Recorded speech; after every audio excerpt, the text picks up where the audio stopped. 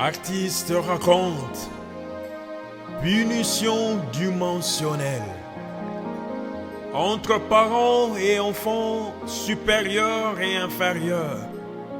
Une expérience longtemps gravée dans le cœur depuis l'enfance jusqu'à ces jours.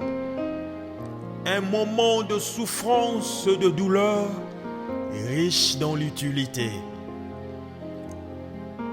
Né d'une famille nombreuse, filles et garçons, je suis le milieu des 10, Varèse numéro 5. À cette époque, encore élève dans une école primaire de la place, notre papa était tout le temps dans ses occupations. Et madame la première de la maison, notre maman avait résolu d'établir des lois, des préceptes sur toute la maison excepté le père et ceux qui avaient atteint l'âge adulte. Il y avait deux lois qui suscitaient en moi 1001 questions. La première loi disait qu'aucun enfant mineur n'avait le droit d'aller jouer à l'extérieur de la maison, dans la rue ou chez le voisin, et traîner jusqu'au-delà de 18 heures sans aucune autorisation. Et la deuxième loi disait qu'à partir de 20 heures, tous les enfants mineurs devaient se mettre au lit parce que demain c'est l'école. Sommeil ou pas sommeil, au lit. Ces programmes continus me prenaient la tête. Un jour, ma curiosité a décidé autrement. Un coup d'œil vers l'extérieur, dans la rue, les enfants de voisins, nos amis, nos camarades de même âge, de même génération, en train de profiter de la vie. Mon pépé Ali Banda, le vent extérieur, la liberté, la joie de vivre. Je me suis regardé et je parlais en moi-même. À quoi ressemble notre maison? Pourquoi on n'est pas comme tout le monde? Sommes-nous pas libres? Pourquoi? Je portais envie à l'extérieur, l'envie s'est transformée en rêve et le rêve est devenu une sollicitation. Enfant, jeune, ignorant de pourquoi des choses, immature et inexpérimenté, l'égarement. Un des facilitateurs des anti-valeurs, un esprit capable de séduire un cœur faible. L'égarement jeta ce regard sur moi.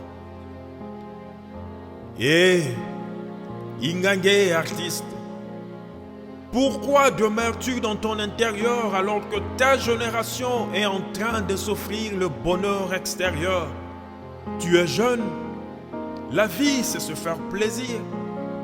Prends ta liberté et fais comme tout le monde.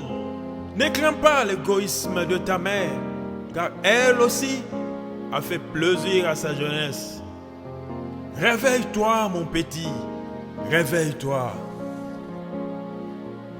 Ma mère, dans sa jeunesse, et pourquoi pas moi? Je quittais l'intérieur pour l'extérieur. Le vent extérieur, vanité. J'ai ignoré mon contexte. Notre maison, notre culture, notre philosophie, la force et la sécurité, emballées par l'ambiance extérieure. La rue,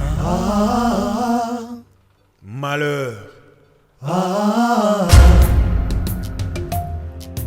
18 heures passées, je brisais la loi numéro 1.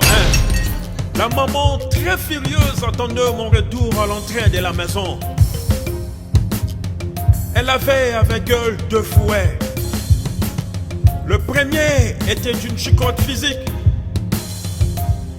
douloureuse.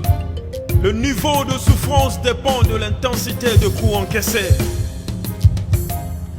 Ma mère me saisit par sa main gauche, souleva la chicotte par la droite et me frappa. pour me délivrer de l'égarement. Frappe. D'où viens-tu? Frappe. Tu as désobéi. Frappe. Va dans ta chambre. Frappe.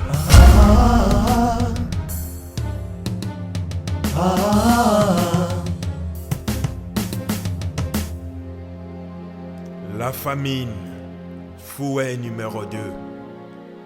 Immatériel, très puissant, sa durée de souffrance dépend de l'intervention alimentaire. Au grand matin, ma mère me réveilla de mon sommeil et m'offrit en premier lieu un bain matinal. Ensuite, mon repas d'hier bien réchauffé. Et au final, la mère me dit ceci. Ne plus jamais agir par toi-même comme tu l'as fait hier. Tu n'es pas indépendant. Tu as toujours besoin d'une autorisation avant de faire quelque chose. C'est une couverture. Le succès pour toi, enfant jeune. C'est ça notre culture, notre philosophie. Esclave du bon sens. Arrivé à la maturité, j'ai enfin compris que je suis un esprit qui habite dans un corps et que par conséquent je peux interagir avec les esprits pour des raisons liées au pourquoi de mon existence.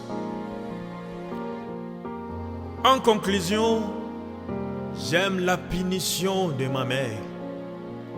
Ma mère a accompli un sacré boulot inspiré d'en haut.